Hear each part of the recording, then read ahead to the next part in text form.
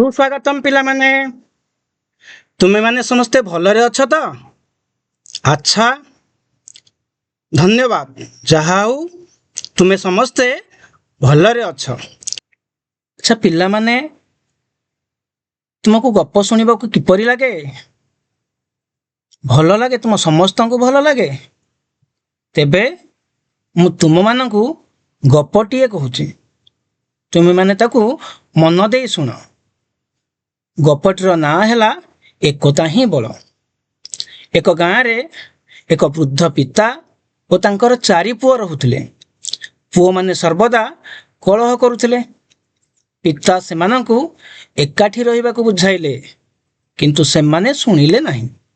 दिने पिता सेमानंकु काठी कुड़ा भांगिबाकु कहिले, जहा केही भांगी पारिले नहीं। शेषरे पिता काठी गुड़िक अलगा करी भांगिबाकु कहिले, जहा सहजरे भांगीगला। अच्छा पिला माने ए गपटरू आमे की शिक्षा पाइले? अच्छा तेबे पिला माने ए गपटरू आमे ए शिक्षा पाइले जे परिवार एकाठी रहिले केही क्षति करि परिबे नहीं, किंतु अलगा हेले दुर्बल हे जिवो। तेबे पिला माने तुमे गपटी को सुनिलो। गपटी तुमको किपरि लागिला? अच्छा भल लागिला। तेबे पिला माने तुमे गपटी को सुनिच, मु तुमको ए गप संपर्क रे केतोटी प्रश्न पचारुचे। अच्छा पिला माने बापांकर केते पुओ थिले? अच्छा 4 जण पुओ थिले। अच्छा पिला माने पुओ माने सर्वदा कौन करुथिले? अच्छा कलह करुथिले। ते पिला माने पिता सेमानकु कौन बुझाउथिले? अच्छा सेमानकु एकाठी रहिबा पई बुझाउथिले। तेबे पिला माने काठी बिडाटी को सेमाने भांगी पारिले नाही काहेकि? अच्छा बहुत मोटा होइथिबारु, काठी बिडाटी बहुत मोटा होइथिबारु सेमाने ताकु भांगी पारले नाही। अच्छा तेबे तुमे माने एथिरु कोन शिखिले पिला माने? अच्छा आमे माने एकाठी रहिबा उचित। तेबे पिला माने आजी तुमर परिवेश पाठ पुस्तक विचित्र आम पृथ्वीर प्रथम पाठ परिवार और बंधु बांधवर गोटे उपप्रसंग एकता ही बल संपर्क रे आज आम आलोचना करिबा। तेबे पिला माने आरंभ करिबा तो। पिला माने पाखरे थिबा ई चित्रटी को देख। चित्रटी रे तुमे कौन देखुच? अच्छा गोटे परिवार रा चित्र। ठीक कहिछ तुमे। तेबे आज आमे परिवार संपर्क रे गीतटीए सुनिबा। तेबे पिला माने आरंभ करिबा गीतटी को। तुमे मन दे सुन। परिवार मोर सरगठु बड़, एही ठारे पुणी जन्म मोर। स्नेह सरागे बढ़ीची एठी, सुख दुखरे से साथीटी मोर। स्नेहमयी माँ अटे जे मोहर, बापांक स्नेह आकट भरा। तांकरी आसी से जीवन सलिता, तम लंघी जाए जीवन सारा। जेजेमा कोलटी झुलना मोहर, जेजेमा मोहर गपर पेड़ी। तांकरी जतने तांकरी स्नेहरे, जीवन रथ जाउछि गड़ी। भाई भौणी पाखरे स्नेह, बापा माँ गुरु जने भगती। ए जीवन रथ गड़ी चली थाउ, प्रभु हे मोकरे दियो सकती। अच्छा पिला माने तुमको ये गीतटी किपरि लागिला? अच्छा भल लागिला। तेबे पिला माने आमे आगु को आलोचना करिबा। अच्छा पिला माने तुमे तो गीतटी को सुनिलो। तेबे चित्रटी को देख। मु तुम मानकु किछि प्रश्न पचारुछि, तुमे तार उत्तर दियो। अच्छा पिला माने कहिलो तुम परिवार काहा ठारू बड़? अच्छा हम परिवार सरगठु बड़। अच्छा तेबे पिला माने किए तुम सुख दुखर साथी कहिलो? अच्छा हम परिवार रो बापा माँ भाई भौणी एमाने समस्ते आम सुख दुखर साथी। तेबे पिला माने तुमे कहिलो देखी काहार स्नेह आकट भरा बोली कवितार कहि जायछि बा गीतटीरे कहि जायछि? अच्छा तेबे बापांकर स्नेह आकट भरा। ତେବେ ପିଲା ତୁମେ କହିଲ କାହାର କୋଳଟି ତୁମ ପାଇଁ ଝୁଲଣା ଅଟେ? ଆଚ୍ଛା, ଜେଜେମାଙ୍କର କୋଳଟି ତୁମ ପାଇଁ ଝୁଲଣା। ତେବେ ପିଲାମାନେ ଆମେ କେଉଁମାନଙ୍କୁ ଭକ୍ତି କରିବା ଉଚିତ? ତେବେ ପିଲାମାନେ ଆମେ ଗୁରୁଜନଙ୍କୁ। ଆଚ୍ଛା, ଗୁରୁଜନ କହିଲେ ଆମର ବାପା, ମା, ଜେଜେବାପା, ଜେଜେମା ଏବଂ ଦାଦା, ଖୁଡ଼ି, ବଡ଼ ବାପା, ବଡ଼ ବୋଉ ଯେଉଁମାନେ ଆମ ପରିବାରରେ ରହୁଛନ୍ତି ତଥା ଗୁରୁଜନମାନଙ୍କୁ ଆମେ ଭକ୍ତି କରିବା ଉଚିତ। ତେବେ ପିଲାମାନେ ତୁମେ ପାର୍ଶ୍ୱରେ ଥିବା এই ଚିତ୍ରଟିକୁ ଦେଖ। ମୁଁ এই ଚିତ୍ର ସମ୍ପର୍କରେ ତୁମକୁ କିଛି ପ୍ରଶ୍ନ ପଚାରିବି। ଆଚ୍ଛା ସୀତା, ଚିତ୍ରଟିରେ ତୁମେ କ'ଣ ଦେଖୁଛ? ଆଚ୍ଛା, ପରିବାର। ଆଚ୍ଛା ରାମ, ତୁମେ କହିଲ ଏହି ପରିବାରରେ କିଏ କିଏ ଅଛନ୍ତି? ବାପା, ମା, ପୁଅ ଓ ଝିଅ ଅଛନ୍ତି। ଆଚ୍ଛା, ଠିକ କହିଛ ତୁମେ। ସୀମା, ତୁମ ପରିବାରରେ କିଏ କିଏ ଅଛନ୍ତି? ବାପା, ମା, ତୁମ ନାନୀ ଓ ତୁମ ଭାଇ ଅଛନ୍ତି। ଆଚ୍ଛା, ତେବେ ତୁମ ପରିବାରଟି ବଡ଼ ପରିବାର ନା ଛୋଟ ପରିବାର କହିଲ? ଆଚ୍ଛା, ତେବେ ତୁମ ପରିବାରଟି ଗୋଟିଏ ଛୋଟ ପରିବାର। ତେବେ ପିଲାମାନେ ଛୋଟ ପରିବାରରେ କିଏ କିଏ ରୁହନ୍ତି? ଆଚ୍ଛା, ସୁନା ପିଲା, ବାପା, ମା, ପୁଅ, ଝିଅ ଏମାନେ ଗୋଟିଏ ଛୋଟ ପରିବାରରେ ରୁହନ୍ତି। ଆଚ୍ଛା ପିଲାମାନେ, ତୁମେ ଏଇ ଚିତ୍ରଟିକୁ ଦେଖ। ଚିତ୍ରରେ କ'ଣ ଦେଖୁଛ? ସୀତା, ଚିତ୍ରଟିରେ ତୁମେ କ'ଣ ଦେଖୁଛ? ଆଚ୍ଛା, ପରିବାର ଦେଖୁଛ। ଏହା ଏକ ପରିବାରର ଚିତ୍ର। ରାମ, ଏହି ପରିବାରରେ କିଏ କିଏ ଅଛନ୍ତି? ଆଚ୍ଛା, ଜେଜେବାପା, ଜେଜେମା, ବାପା, ମା, ପୁଅ ଓ ଝିଅ ଅଛନ୍ତି। ସୀମା, ତୁମେ କହିଲ ଦେଖି ତୁମ ପରିବାରରେ କିଏ କିଏ ଅଛନ୍ତି? ଆଚ୍ଛା, ଜେଜେବାପା, ଜେଜେମା, ବାପା, ମା, ତୁମ ଭାଇ ଓ ତୁମ ନାନୀ ଅଛନ୍ତି ତୁମ ପରିବାରରେ। ତେବେ ସୀମା, ତୁମେ କହିଲ ତୁମ ପରିବାରଟି ବଡ଼ ପରିବାର ନା ଛୋଟ ପରିବାର? ସେ ଗୋଟିଏ ଛୋଟ ପରିବାର। ତେବେ ପିଲାମାନେ ଗୋଟିଏ ବଡ଼ ପରିବାରରେ କିଏ କିଏ ରୁହନ୍ତି? ଜେଜେବାପା, ଜେଜେମା, ବାପା, ମା, ପୁଅ, ଝିଅ। ପିଲାମାନେ ପାର୍ଶ୍ୱରେ ଥିବା ଏହି ଚିତ୍ରଟିକୁ ତୁମେ ମାନେ ଦେଖ। ହରି, ତୁମେ କ'ଣ ଦେଖୁଛ ଏଇ ଚିତ୍ରଟିରେ?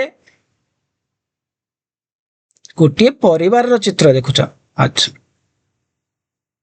ଆଚ୍ଛା ହରି, ତୁମ ବାପାଙ୍କର ବଡ଼ ଭାଇକୁ ତୁମେ କ'ଣ ଡାକ? ଆଚ୍ଛା, ବଡ଼ ବାପା ଡାକ। ତେବେ ପିଲାମାନେ ତୁମେ ଜାଣିଛ ଆମ ବାପାଙ୍କର ବଡ଼ ଭାଇକୁ ଆମେ ବଡ଼ ବାପା ଡାକିଥାଉ। ତାଙ୍କର ବି ଗୋଟିଏ ପରିବାର ଅଛି।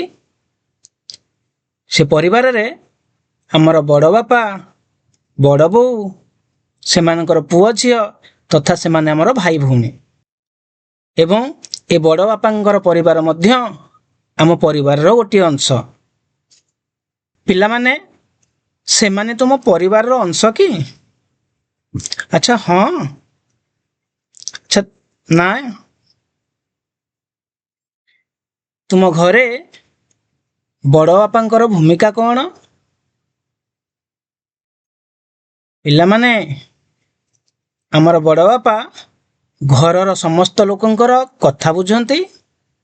ସ୍ୱତନ୍ତ୍ର ଦିନ ଗୁଡ଼ିକରେ ସମସ୍ତଙ୍କୁ ଏକାଠି କରନ୍ତି ଓ ସବୁବେଳେ ମିଶିକି ରହିବା ପାଇଁ କହିଥାନ୍ତି। ପିଲାମାନେ ତୁମେ ପାଖରେ ଥିବା ଏହି ଚିତ୍ରଟିକୁ ଦେଖ। ସୀମା, ଚିତ୍ରଟିରେ ତୁମେ କ'ଣ ଦେଖୁଛ? ଆଚ୍ଛା, ଗୋଟିଏ ପରିବାରର ଚିତ୍ର ଦେଖୁଛ। ଆଚ୍ଛା ପିଲାମାନେ, ବାପାଙ୍କର ସାନ ଭାଇକୁ ତୁମେ କ'ଣ ଡାକ?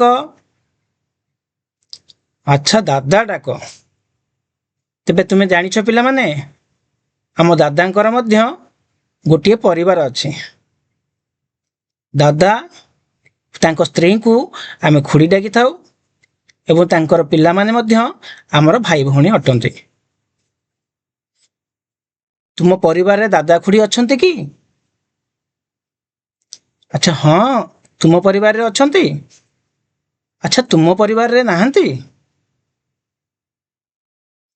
ଆଚ୍ଛା ପିଲାମାନେ, ଦାଦା ଖୁଡ଼ି ତୁମ ପରିବାରର ଅଂଶ କି?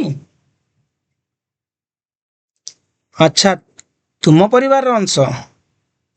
ଆଚ୍ଛା ତୁମ ପରିବାରର ଅଂଶ ନୁହନ୍ତି। ଆଚ୍ଛା ପିଲାମାନେ, ତୁମେ ଜାଣିଛ ଦାଦା ଖୁଡ଼ି ଦୂରରେ ରହିଲେ ମଧ୍ୟ ସେମାନେ ତୁମ ପରିବାରର ଅଂଶ। ଦାଦା ତୁମ ବାପାଙ୍କର ସାନ ଭାଇ। ଦାଦା ଓ ଖୁଡ଼ି ତୁମମାନଙ୍କୁ ସ୍ନେହ କରନ୍ତି ଓ ଭଲ ପାଆନ୍ତି। ଆଚ୍ଛା ପିଲାମାନେ, ମୁଁ ତୁମମାନଙ୍କୁ କେତୋଟି ପ୍ରହେଳିକା ଶୁଣାଉଛି। ତେବେ ତୁମେ ଚିହ୍ନିବ ଏହି ପ୍ରହେଳିକାରେ ଆମେ କାହାଙ୍କ ବିଷୟରେ କଥା ହେଉଛେ? ପାକୁଆ ପାଟିଟି ଅଟେ ମୋହର, ବାଳ ଧଳା ହୋଇଗଲାଣି ମୋର, ରିମାସି ମାମୁଁର ପୁଅର ଝିଅ, କ'ଣ କହି ମୋତେ ଡାକିବେ କୁହ? କୁହ କୁହ ପିଲାମାନେ। ଆଚ୍ଛା ଜେଜେବାପା ଡାକିବେ, ଜେଜେବାପା କହିବେ ତାଙ୍କୁ। ଜେଜେ ଡାକି ଦେଲେ ରିମାସି ମାକୁ, କଥାଏ ପଚାରେ ଆସ ପାଖକୁ, ଧରମା ତୁମର ବାପାର ଭାଇ, ତାକୁ କ'ଣ ଡାକ ଦିଅ ବତାଇ। ଆଚ୍ଛା ପିଲାମାନେ କହିଲ, ତାକୁ ଆମେ କ'ଣ ବୋଲି ଡାକୁଛେ? ଆଚ୍ଛା ଦାଦା। ଜେଜେ ଡାକି ଦେଲେ ପୁଣି ପାଖକୁ, ଜନ୍ମ ଦେଇଛି ଯିଏ ତୁମକୁ, କ'ଣ କହି ତୁମେ ତାହାକୁ ଡାକ, ଯିଏ ଜାଣ ଆଗ ହାତଟି ଟେକ। ଆଚ୍ଛା ପିଲାମାନେ କହିଲ, ଆମେ ତାଙ୍କୁ କ'ଣ ବୋଲି ଡାକୁ? ଆଚ୍ଛା ସୁନା ପିଲା, ମା ବୋଲି ଡାକୁ ଆମେ। ବାପାଙ୍କ ମା ସେ ଗପ ଶୁଣାଏ, ନୀତି ଆକାଶରେ ଜହ୍ନ ଦେଖାଏ, ଅଣ୍ଟା ବଙ୍କା ତାର ବାଳ ପାଚିଲା, କ'ଣ କହି ତୁମେ ଡାକଇ ଭଲା। ଆଚ୍ଛା ପିଲାମାନେ, ଆମେ ତାଙ୍କୁ ଜେଜେମା ବୋଲି ଡାକୁ। ଆଚ୍ଛା ପିଲାମାନେ, ତେବେ ଆଜି ଆମେ ସ୍ନେହାର ପରିବାର ବିଷୟରେ ଟିକେ ଜାଣିବା। ସ୍ନେହାର ପରିବାରରେ ସମସ୍ତେ ଏକାଠି ରୁହନ୍ତି ଓ ମଜା କରନ୍ତି। ସ୍ନେହାର ପଡ଼ୋଶୀ ଓ ସାଙ୍ଗସାଥୀମାନେ ତାଙ୍କ ବଗିଚାରେ ବସି ଗପସପ କରନ୍ତି। ସେମାନେ ବଣଭୋଜି କରିବାକୁ ଯାଆନ୍ତି। ବିଭିନ୍ନ ପ୍ରକାରର ଖେଳ ଖେଳିଥାନ୍ତି, ଯେପରିକି ରୁମାଲ ଚୋରି, ଲୁଚକାଳି। ମୁନି ଓ ସ୍ନେହା ସାଙ୍ଗ ହୋଇ ରଙ୍ଗୋଲି ପକାନ୍ତି। ପର୍ବପର୍ବାଣୀ ଓ ଅନ୍ୟାନ୍ୟ ଦିନଗୁଡ଼ିକରେ ସ୍ନେହା ଓ ତାର ପରିବାର, ସାଙ୍ଗସାଥୀ ଓ ପଡ଼ୋଶୀମାନଙ୍କ ସହ ପିଠାପଣା ଖାଇ ମଜା ଖୁସି କରନ୍ତି। ସତରେ ଆମ ପରିବାର ଓ ପଡ଼ୋଶୀମାନେ ଆମ ସୁଖ ଦୁଃଖରେ ଭାଗିଦାର। ଆମେ ଏକାଠି ହୋଇ ରହିଲେ ଆମକୁ କେହି ଅସୁବିଧାରେ ପକାଇ ପାରିବେ ନାହିଁ। ତେବେ ପିଲାମାନେ, ମୁଁ ତୁମକୁ କେତେ ଗୁଡ଼ିଏ ପ୍ରଶ୍ନ ପଚାରୁଛି, ତୁମେ ତାର ଉତ୍ତର ଦେବ। ଆଚ୍ଛା ପିଲାମାନେ, ସ୍ନେହାର ବାପା ଘରେ କେଉଁ କେଉଁ କାମ କରନ୍ତି? ପାଠ ପଢ଼ାରେ ତୁମକୁ ସହଯୋଗ କରନ୍ତି। ଘର କାମରେ ସ୍ନେହାର ମାଙ୍କୁ ସହଯୋଗ କରନ୍ତି। ବଗିଚାରେ ସମସ୍ତଙ୍କ ସହ ବସି ଗପସପ କରନ୍ତି ଓ ଥକ୍କା ମେଣ୍ଟାନ୍ତି। ଆଚ୍ଛା ପିଲାମାନେ, ସ୍ନେହାର ଜେଜେମା ତାଙ୍କ ପରିବାରରେ ସଦସ୍ୟମାନଙ୍କୁ କେଉଁ କେଉଁ କାମରେ ସହଯୋଗ କରନ୍ତି? ଆଚ୍ଛା, ସ୍ନେହାର କେଶରେ ତେଲ ଲଗାଇ ବେଣୀ ପକାନ୍ତି। ଖାଦ୍ୟ ପ୍ରସ୍ତୁତିରେ ସ୍ନେହାର ମାଙ୍କୁ ସହଯୋଗ କରନ୍ତି। ଗୀତ ଗାଆନ୍ତି ଓ ସ୍ନେହା ଓ ଶ୍ୟାମକୁ ଗୀତ ଶିଖାନ୍ତି। ଆଚ୍ଛା ପିଲାମାନେ, এই ପ୍ରଶ୍ନଟିର ସଠିକ ଉତ୍ତରଟି ବାଛି ଲେଖ। ଏମାନଙ୍କ ମଧ୍ୟରୁ କେଉଁ କାର୍ଯ୍ୟଟି ସ୍ନେହାର ଜେଜେବାପା କରନ୍ତି କହିଲ ପିଲାମାନେ? କ ରୋଷେଇ କରନ୍ତି, ଖ ବଗିଚାରେ କାମ କରନ୍ତି, ଗ ସ୍ନେହାର କେଶରେ ତେଲ ଲଗାଇ ବେଣୀ କରନ୍ତି, ଘ ରଙ୍ଗୋଲି ପକାନ୍ତି। ଆଚ୍ଛା ପିଲାମାନେ କହିଲ ଦେଖି। ସୁନା ପିଲା, ସ୍ନେହାର ଜେଜେବାପା ବଗିଚାରେ କାମ କରନ୍ତି। ଆଚ୍ଛା ପିଲାମାନେ, ଆମେ ଆଜି ସ୍ନେହାର ପରିବାର ବିଷୟରେ ପଢ଼ିଲେ। ତେବେ ତୁମମାନଙ୍କୁ ମୁଁ ଗୋଟିଏ ଗୃହକର୍ମ ଦେଉଛି, ତୁମେମାନେ ତାକୁ କରିକି ଆସିବ। ତୁମ ପରିବାରର ସଦସ୍ୟମାନେ କେଉଁ କେଉଁ ଦିନ ବା ପର୍ବରେ ଏକାଠି ହୁଅନ୍ତି ଓ କିପରି ପରସ୍ପରକୁ ସହଯୋଗ କରନ୍ତି ଲେଖ। ତେବେ ପିଲାମାନେ, ଆଜି ଆମେ ସ୍ନେହାର ପରିବାର ବିଷୟରେ ପଢ଼ିଲେ। ତେବେ ସ୍ନେହାର ପରିବାର ବିଷୟରେ ପଢ଼ିବା ଫଳରେ ଆମେମାନେ ଆଜି କ'ଣ କ'ଣ ଜାଣିଲେ? ଆଚ୍ଛା ପିଲାମାନେ, ଆମେ ସମସ୍ତେ ଆମ ପରିବାରରେ ରହୁଛେ। କାହାର ପରିବାରଟି ବଡ଼ ତ କାହାର ପରିବାରଟି ଛୋଟ। ଆମମାନଙ୍କ ସହିତ ଜେଜେବାପା, ଜେଜେମା, ବାପା, ମା, ଭାଇ ଓ ଭଉଣୀ ରୁହନ୍ତି। ଆମର ବଡ଼ ବାପା, ବଡ଼ ବୋଉ, ଦାଦା ଓ ଖୁଡ଼ି ଆମ ସହିତ ଆମ ଘରେ ନ ରହୁଥିଲେ ମଧ୍ୟ ସେମାନେ ଆମ ପରିବାରର ଅଂଶ। ଏମାନଙ୍କୁ ନେଇ ଆମର ହସ ଖୁସିର ପରିବାର। ତେବେ ପିଲାମାନେ, ଆଜି ପାଇଁ ଏତିକି। ତୁମମାନଙ୍କୁ ବହୁତ ବହୁତ ଧନ୍ୟବାଦ। ଖୁସିରେ ଶିଖିବା ସମସ୍ତଙ୍କ ଅଧିକାର। ନମସ୍କାର।